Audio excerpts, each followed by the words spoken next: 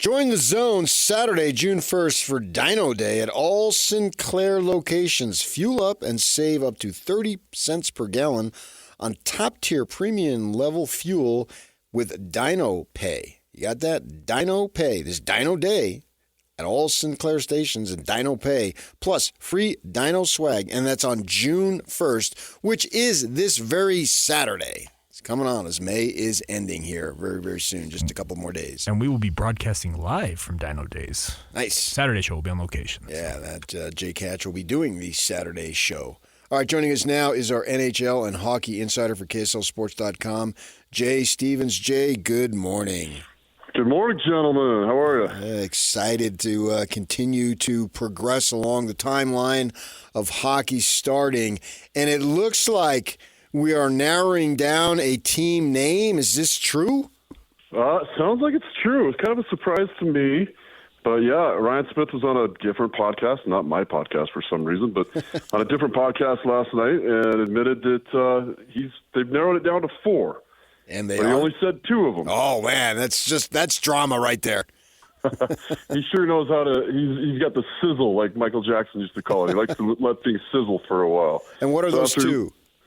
So, obviously, Yeti. Everybody knows that Yeti's kind of the front runner, but Mammoth seems to be what everybody else that doesn't like Yeti is going for Mammoth. So those are the 2 names. I keep hearing Outlaws, so I think those are the top 3 names. And I'm pretty excited about all of them. How do you guys feel about them? You know, I think that he wants Yeti, and I think that's where he's going. And so get it done and get yourself the name whenever you decide you want to have it. And I don't really have a lot of concern because I think what they'll do is obviously they'll get a name, right? They get the name, and then they'll be able to create some insignias, logos, all that stuff, and they're going to get people who know what they're doing there. So whatever they come up with, it's going to be cool looking, and there's going to be sales. We're going to see them all over town, all over the valley, probably all over the state, and maybe even into Idaho and Wyoming and all that stuff. And my guess is whatever that logo, whatever the identification is, it's going to look sweet no matter what the name is. So from that perspective, I don't really care what the name is because I know they're going to come up with something cool and people are going to be attached to it and we're going to see it, right? I mean, that's the way I look at it. So it's going to be clever, it's going to be nice, and it's going to look good as you wear the gear, whatever it might be. So I'm actually more, not concerned, but maybe interested is the better word, to see how they create it and put a jersey together, that type of thing. I think that's where I'm at. Yeah, I'm kind of in the same boat, and it's, you've got a lot of naysayers on either side. No matter what you come up with, people are going to say stuff, but once the logo comes out, this happened with the Kraken, even happened with the Vegas Golden Knights, that people were against the jerseys, people were against, the logo and all that stuff, but then, halfway through the season, those same people are proudly wearing the jerseys, they get it. And once your team plays in front of you, you start taking that pride on too. And I'm going to be head to toe in all this stuff. So I hope the color scheme is cool. That's really all you can hope for. I hope it really does represent Utah. I know that a lot of people say a Yeti doesn't really and a Mammoth does. But eventually it will represent Utah. And that will be, people will look at that Yeti or that whatever, and it will represent Utah on a scale that, we've only had the Utah Jazz to that scale so far. Right, and the Jazz are the perfect example. It does, when we see the Jazz note now, we don't think of New Orleans. That's a long time ago. We think of here. And the color scheme, I believe, will be cool. I really don't have any doubt about that. I think it'll look sharp, and people will be attracted to it. And so they'll go, and particularly as they get more familiar with the team. And, it's going to take a little bit because if you haven't been following hockey, well, you got to get aboard if you're a sports fan because it's going to be in your face all the time, so you might as well learn it. And if you have been following it, it hasn't been your team, obviously, but it's going to take a little time as we progress, of course, across the first season. And then as soon as they start winning big, whenever, if that's year 2, year 3, year 1, whatever it is, then everybody's going to be on board and you're going to be full steam ahead. We'll get to that point. At some point, I have no doubt that point will arrive, and then the community will be all in, and particularly in the playoffs. I don't care what sport. I really don't care what sport. Playoffs brings out the intensity. We see it with the NHL now, and a lot of these games going in OT and all that stuff. So once we get to that point, it'll be like the team's been here forever. I have really no doubt about any of that. Yeah, that's exactly what happened with Vegas, and we have a team that's going to be, just barely missed the playoffs last year, the Coyotes, and we get those players that are young, talented, in a tight-knit group because of all the stuff they've been through together. And then we also have $40 million, $50 million in cap space to go after some of the, really solid players, free agents that are out there, and really make us a playoff team, and hopefully a team that can go a couple rounds into the playoffs. Maybe cup contenders. You never know. It's a good Cinderella story, but I believe we make the playoffs our first season. Oh, nice. Jay Stevens, NHL and hockey insider for KSLSports.com, joining us. Tell us about the cap. You had a little piece. You can go to KSLSports.com where they have signed a left winger, a 20-year-old, to a contract. Tell us about that, and then explain how the salary cap works. We understand with the NBA, but fill us in if there's just basically how the regulations are and what teams can do and why this hockey team has that much money available. So it's a lot like basketball, except for there's a hard cap. We don't really do a luxury cap in the NHL. We don't. All the markets are supposed to have the same advantages, right?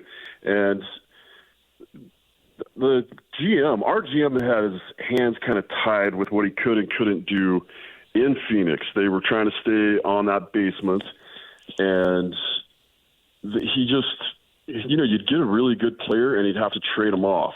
He kept a good core to keep him, fun and selling tickets. But when you had a player, it's the NHL is different. Our top players are making $10 to $12 million. The top player for the Coyotes, who was on my show yesterday, by the way, makes $7 million a year, and that's kind of where your top players are.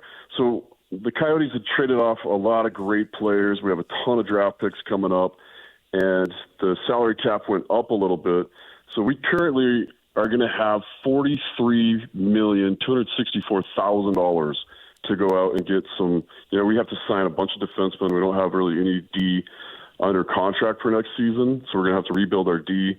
A lot of our guys were restricted free agents, so you'll see the top 4 come back. And then I think the other 2 spots that we'll have available will become our number 1 and 2 guy off of free agency or off of trades. So it's the same way. You can go out, you can use your trades at the deadline or right before the draft and pick up some, get rid of some of your draft picks and pick up some really big name players then from a player or a team like Vegas or a team like Toronto that's right at the cap anyway, and they're not going to be able to sign all their players. So they'll be looking to dump a couple guys, and you can use some draft picks so they can draft people, and trade an $8 million salary for a $700,000 salary. So that's what I expect to see our team do. And there's some big names that are out there. And yeah, we did just sign one of our guys, Julian Lutz. He was a second round draft pick a couple of years ago. So they signed him. I expect to see him most of the time with our AAA affiliate in Tucson. Yeah. But you're going to see some big names at the draft, which is later this month. Right. Yeah, it's going to be a lot of fun to watch. And for Utah fans, they should be paying attention to the draft and all the drama that happens before the draft. Is that coming up on the 11th? I think the draft is on the 28th. Let me double check. But yeah, same week as the NBA. Oh, is it? Yeah, that makes sense. Who do you like? Were they Utah's drafting 6th? Yeah, I really like a kid named Sam Dickinson. There's also a player out of Colorado that played at Denver University that won the NCAA national championship. Zev Bume. He's a phenomenal player and a big kid coming in like 6'3", 183 pounds at 18 years old. So you'll see that kid who had an amazing campaign with Denver You could see him bulk up. He could be NHL ready right now. There's a kid named Sam Dickinson, another kid, 6'3", 200 pounds. And, the NHL drafts at 18, much like baseball. So you're getting these kids at 18 years old, and they can still stay in college, or they can still stay with their junior team. So they have time to bulk up and develop their skills, and then come to rookie camps with the NHL team and get advice and get a meal plan and a workout plan, and then go back to their clubs and bulk up and keep getting better. But there are a couple guys that could step right into the NHL next year. You spoke about your show, and I wanted you to explain what you do, because I listened to the one with Josh Doan, and you get an opportunity not just to talk about hockey, but just about who these people are. And I think for fans, you want to know a little bit about the guys. Doan's dad obviously went through it with Winnipeg and moving to Phoenix, and then he became a legend down there. And Josh grew up there and went to college there and all that stuff. And I listened to it. So he talked about driving up. I think they had a second residence in Canada, so they'd come through Salt Lake on the way up there, if I remember. It was a few weeks ago that I listened to it. But I just an opportunity to get to know these guys, because most of us don't know anything about them beyond what they do on the ice. And here you take this opportunity they get to explain who they are, and I think there can be a little bit of a connection. But just tell us where we can find your material and what you do. Yeah, I've been really lucky. The Utah Puck Report is my podcast, and KSL believed in hockey 8 years ago. So this is my 8th season with this show, and all of a sudden we've got NHL team, and NHL players around us. But anywhere you can find a podcast, Apple or Google, Spotify, you can go to KSLSports.com and look at our podcasts. We're right there. And I get this amazing opportunity to interview all the players from the team. I'm gonna have all of them. Like I said, I interviewed Clayton Keller yesterday. That episode's going to drop next Monday, I think. I had Sean Dursey, one of our defensemen, last week. That episode drops today, I believe. And it's so great because, I don't have a time constraint. Well, I do kind of get one from the NHL, but I've got a half hour to talk to these guys and really get to know them. And you mentioned the Doan story. What an amazing story. Just the fact that his dad was a Winnipeg Jet and then got moved to Phoenix when that franchise fell apart and came to Phoenix. That was 30 years ago. And now he's doing it himself. And what a cool opportunity. First, that he got to do it and then be with Arizona where his dad was and do all that stuff in Arizona, be a hometown boy. And then now he gets a clean slate. Now he got to experience what his dad experienced, and now it's his own thing. You just get to hear these really cool stories. And all these players are just willing to talk about it. And, you don't get these one-word answers from these guys. They really let us into their lives, and we get to know them a little bit better. And that's a great opportunity for all these fans, especially fans that don't really know the NHL and have, I'm a geek. I watch NHL, I watch AHL, I watch college hockey, I watch junior A, I watch everything I can. So I get to know some of these guys, but to really talk to them and hear some of their struggles and some of their excitement about coming to Utah, and, a couple of guys that didn't really even know anything about Utah. And then you had guys that, stay here during the summer because their dads used to train up in Park City that were in the NHL. So, yeah, it's a really cool opportunity, and KSL's been really kind to me and let me have this show for so long when, not many people were listening for a while. We were in the low thousands, and now all of a sudden it's just grown 4 times what it was a month ago. Jay Stevens, NHL and hockey insider for KSLSports.com, joining us. Many years ago in the early 90s, I worked in Los Angeles, and I worked for a newspaper there, a suburban newspaper. And I wasn't a beat guy. I was sort of a guy who did a lot of different things, and I'd have an opportunity to occasionally cover Kings hockey as a sidebar guy or as an extra story, particularly when they got to the postseason. And the one thing that I found out, and I'd covered NBA and college and you name it, so pretty much anything that involves any athletic competition at that time, certainly all these years later, I've doubled down on all that stuff. But the one thing I found is the hockey guys, you spoke about it, were so easy to deal with and rarely copped attitude and would make themselves available. If you had questions and you wanted to talk to them, they were willing to talk. And it sounds like you're of the same ilk, being able to explore on who these guys are, and they don't have a reluctance. They want to do it. Is that true? Yeah, it's 100% true. And I think It was kind of explained to me a long time ago. You know, for hockey players, we move out of our house at 14 years old and have to go live with a different family so that we can go play junior A in some other town. So we get billeted, and you have to be nice, and you have to fit in with the family, and you have to, you know, do community projects. But you're excited about it because that's how you're getting your opportunity to play hockey. And I think just that experience helps you become like media friendly as you become a professional. Because, you know, you've paid your dues and you realize what it was, and you realize that everybody's out there doing a job. All the reporters are out there doing a job. They're not your enemy. They're there to tell your story.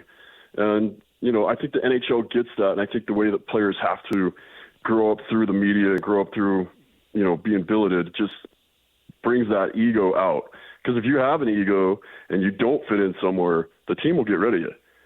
And, you know, at 15, 16 years old, and then you're done. And NHL players are just thankful. They're grateful to be there. They're not entitled about it. And they just get it, I think, a little bit more. And they're more fun to listen to. They just have great stories, and they're not afraid to laugh and tell you funny stories and make fun of themselves even, and just be a really great interview. There you go, Jay. We appreciate your time. Tell us where you can get those podcasts again. You know, Apple Play, Google. If you jump on KSLSports.com, that's where I'd go get it if I were you. KSLSports.com, that's got all your information, all your articles. Just click on podcast right there, and you'll find my show. Thanks, Jay. Appreciate your time. Thanks, guys. Have a good morning. All right, that's Jay Stevens, NHL and hockey insider for KSLSports.com, as the hockey is a reality as we creep closer to the start of the season. And speaking of creep, we got a special guest joining us next. Stay with us, 97.5, the KSL Sports Zone.